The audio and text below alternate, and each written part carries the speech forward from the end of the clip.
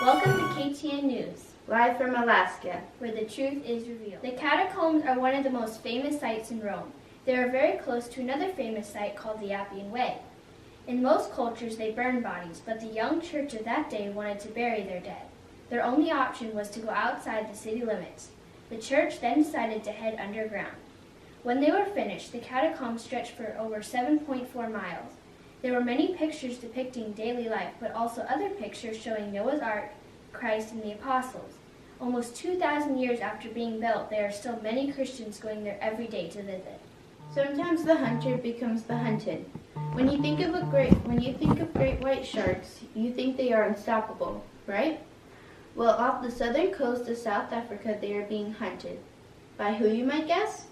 Orcas and killer whales. Scientists have studied orcas for years. They are the largest mammal in the dolphin family. They are very intelligent. Well, maybe that's because they have large brains.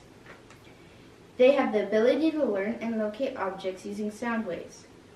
When you think of orcas, you imagine this graceful, beautiful mammal who always has a smile on its face. But behind the scenes, they are apex predators, which means they are on the top of the food chain. No animal preys on them. Orcas' prey are octopus, birds, other mammals, and sharks.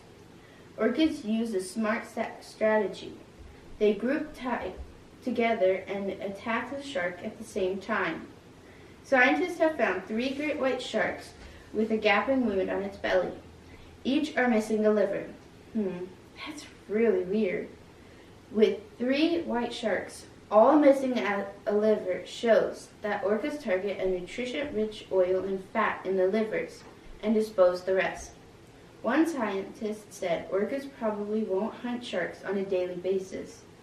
People have seen orcas attacking sharks off the coast of New Zealand, South America, and South Africa. South African cage divers haven't spotted many great white sharks around the time of the 3 white sharks. I guess you can't judge a book by its cover. An orca may seem nice, but behind the scenes they are vicious mammals. It's a new record. In Germany, the world's largest sandcastle has been constructed. It is over 54 feet tall, and it contained 3,500 tons of sand, which was brought in during 3.5 week window.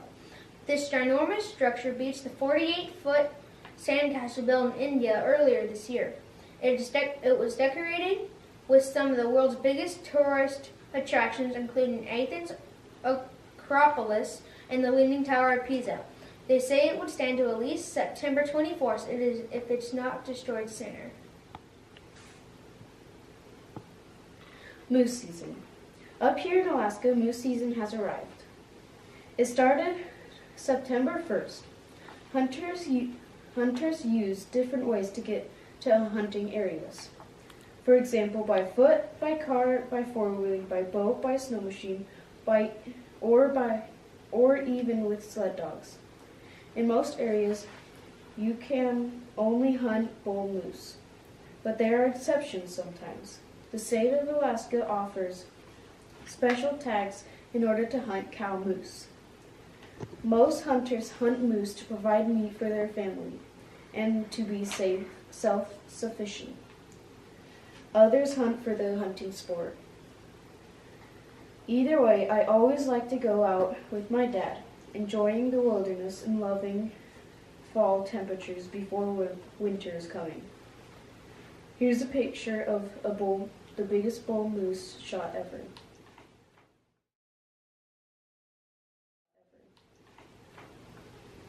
You can use bow, rifle, whatever you want. Hurricane Irma. U.S. Virgin Islands and Puerto Rico are bracing for Hurricane Irma. This is a Category 5 storm and is going to hit Florida and other states on the East Coast. National Hurricane Center said it was too early to predict the future track, but everyone in hurricane-prone areas should ensure they have their hurricane plan in place. The hurricane was expected late Tuesday and early Wednesday. The eye of the hurricane was expected to hit 50 miles from Puerto Rico. The storm could dump 10 inches of rain, cause landslides and flash floods. It can even cause a wave up to 23 feet tall. The hurricane is going to cause a power outage for 1 week or even up to 6 months. Okay. We interviewed Mr. Ron, who is currently in the state of Florida, to gain insight on preparation of this hurricane. Couldn't have him here today because right now, as we speak, he is boarding up his house. When did you first learn about Hurricane Irma? Since moving to Florida in 1985, I have always been a hurricane watcher as a hobby. I use tracking the eye to watch and monitor the storms. I got the first notice of Irma on August 30th and have been tracking it since then. The urgency didn't start till Sunday. Are you scared? We really aren't scared. I would say more a little nervous. With storms of this strength, you don't really know what it will do. Things change at every forecast, and as the storm gets closer, the updates come more frequently. The best thing to do is not panic and be prepared.